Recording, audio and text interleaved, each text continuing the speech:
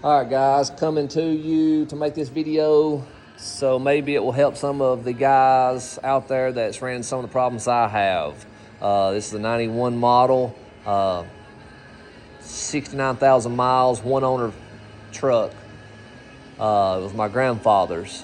He passed away in 92, and it stayed put up for many years until my grandmother passed away, and then I got it. The truck was factory, all factory. Nothing was ever done to it. The engine is still factory. I mean, there's not one thing aftermarket on the vehicle at all. Under the hood, I should say. All right, so the front end, I went with 97 Silverado caliper and rotors. I opted for drilled and slotted,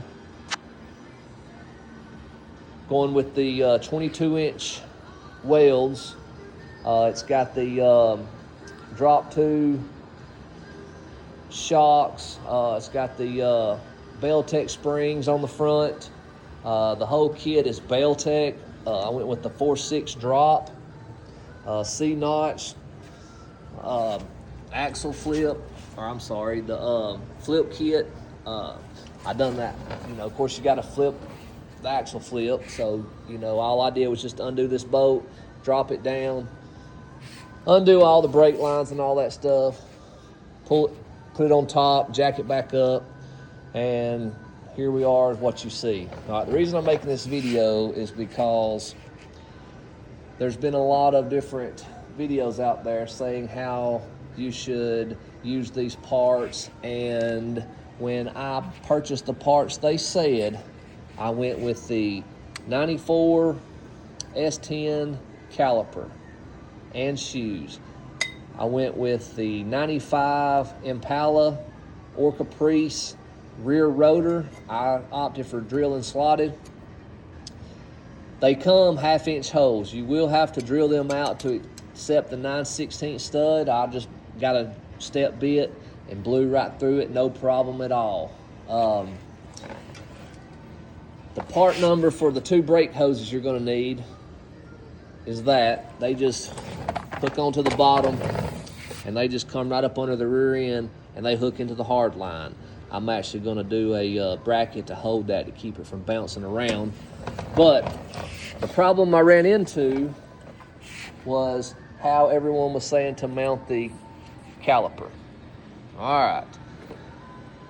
The problem was this caliper bracket here. This is from All-Star. This is the part number. You'll need two of those also. Everyone was saying to mount this caliper bracket to the inside here. Outside, inside, whichever. They wanted it mounted here. In order for that to be mounted there's a weld right here that you'll be able to see on yours at home. It pushes these brake pads out towards the rear of the vehicle over 1/4 inch. So you don't have half the brake pad onto the rotor. It's sticking out. So what I did was I took a washer, and if you can tell, you probably have to look at home, but there's a lip right here, a little small lip. All right, if you will take this caliper bracket, put it to the inside like I have it here, make sure it's flush against the axle tube. Put that washer in between it right here.